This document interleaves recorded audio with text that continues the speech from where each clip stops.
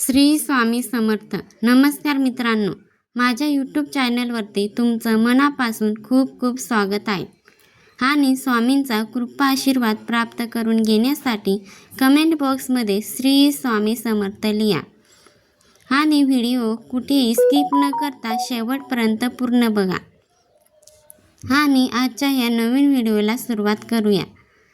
घरापुढे कोणते झाड लावावे व कोणते झाड लावू नये अशी संपूर्ण माहिती आपण या व्हिडिओमध्ये बघणार आहोत. वास्तुशास्त्रानुसार घरापुढे कोणती झाडे लावावी व कोणती झाडे लावू नये. नंबर 1, कोरफड घराच्या उत्तर दिशेला असावी. नंबर 2, अंगणामध्ये तुळशी नक्की असावी, परंतु ती थेट दरवाजासमोर नसावी, त्याद्वारे वेध निर्माण होतो. नंबर 3, घरासमोर काटेरी झाडे लावू नये. ग्रह अशांती शत्रुघ्न निर्माण होतो, परंतु गुलाब आणि कोरफड चालते. नंबर 4, पपई दारात नसावी, संतती व संपत्तीचे नुकसान होते. नंबर 5, गुलाब आणि कोरफड ही 2 रोपटी वाईट शक्तीपासून घराचे संरक्षण करतात अशी मान्यता आहे. नंबर 6, ज्या झाडातून चीक निघतो अशी झाडे घराभोवती लावू नयेत. नंबर 7, पिंपळाचे झाड शक्यतो घराजवळ नसावे, असल्यास तर घराच्या पश्चिमेला असणे फलदायी असते. नंबर 8, पिंपळ घराच्या पश्चिम दिशेला असेल तर सर्व प्रकारच्या वाईट वृत्तीपासून घराचे रक्षण करतो.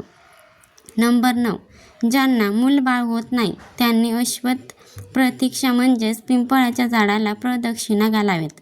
नंबर 10, वास्तुशास्त्रामध्ये शेमीचे रोपटे अत्यंत शुभ मानले जाते. शेमीच्या रोपट्याची पूजा केल्याने आयुष्य, आरोग्य व ऐश्वर्य वाढते. मनातील इच्छा लवकर पूर्ण होतात.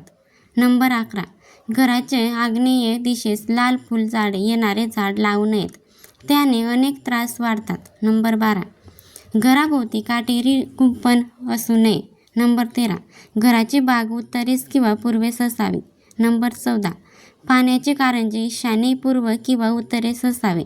नंबर 15, घराच्या भिंतीवर वेली जाऊ नयेत. नंबर 16, ज्या घराच्या भोवती केळी, बोर, जांभूळ, महालू ही झाडे असतात त्या घराची प्रगती खुंटते. नंबर 17, घरासभोवती कडुलिंब असल्यास घरातील व्यक्तीचे आरोग्य चांगले राहते, वायू प्रदूषणापासून बचाव होतो. नंबर 18, घराभोवती रक्तचंदन आणि गुंजेचे झाड लावणे खूप शुभ मानले जाते. याने घरात सकारात्मक ऊर्जा म्हणजेच पॉझिटिव्ह एनर्जी प्रवेश करते. नंबर 19, नागेश्वर, पांढरा चाफा आणि बेल ही झाडे घरापुढे आवश्यक लावावी. या झाडाजवळ बसून साधना केली तर मन प्रसन्न होते. नंबर 20, घराच्या आवारात नारळाचे झाड लावणे अत्यंत शुभ मानले गेले आहे. नारळाचे झाड लावण्यासाठी पश्चिम आणि दक्षिण या दिशा शुभ समजले जातात. नंबर 21, फणसाचे झाडसुद्धा घराजवळ लावू शकतात, ते घराच्या दक्षिणेला लावावे. नंबर 22, कोणत्याही झाडाची घनदाट सावली पूर्व दिश किंवा उत्तर बाजूने आपल्या घरावर पडू नये, हा दोष मानला जातो.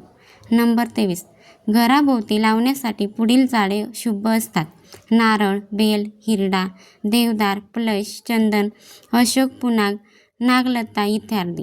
नंबर 24, फ्लॅटमध्ये रुईचे झाड लावू नये. फ्लॅटच्या एका दूर कोपऱ्यात जिथं कोणी सहजासहजी जाऊ शकणार नाही तिथे लावू शकता. नंबर 25, अविवाहित तरुण मनुष्याचा मृत्यू झाल्यास त्यांचे रुईच्या झाडाबरोबर लग्न लावतात, याला अथर्व विवाह असे म्हणतात. त्यानंतर तरुणाचा अंतिम संस्कार होतो. त्यामुळे हिंदू धर्मशास्त्रात रुईचे झाड घराच्या शेजारी असणे हा दोष मानला गेला आहे. नंबर 26, अशोक वृक्ष घराच्या उत्तरेला असल्यास मालकांचे आरोग्य व पैशांची स्थिती चांगली राहते, दुःख त्रास होत नाही. नंबर 27, घरात बेलफळ आणून ठेवावे. 1-2 आठवड्यांनी ते बदलावे. त्याची पूजा अर्चना करण्याची गरज नाही, घरात सुख समृद्धी नांदते. नंबर 28, घराभोवतालची झाडे शक्यतो माघ व भाद्रपद या महिन्यात, अनुराधा, हस्त, उत्तरा, फाल्गुन, उत्तराष्ट्र, स्वाती आणि श्रवण या नक्षत्रावर कापावी. नंबर 29, आंबा, साग व नारळ अशी उंच वाढणारी झाडे शेताच्या पश्चिम आणि दक्षिण भागात लावावीत, फायदा होतो.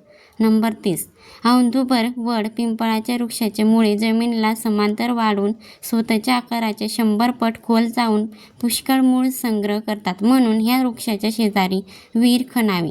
हमखास पाणी लागते. नंबर 31, घरात सतत उजेड असावा, त्यामुळे वाईट शक्ती घरात प्रवेश व वास करत नाही. संध्याकाळी किंवा रात्री बाहेर जाताना घरात पूर्ण अंधार करू नये. व्हिडिओ आवडला असेल तर व्हिडिओला लाईक करा आणि व्हिडिओला आपल्या मित्रपरिवारासोबत नक्की शेअर करा आणि आपल्या चॅनलवरती नवीन असाल तर चॅनलला सबस्क्राईब करा. श्री स्वामी समर्थ. जय जय स्वामी समर्थ. धन्यवाद.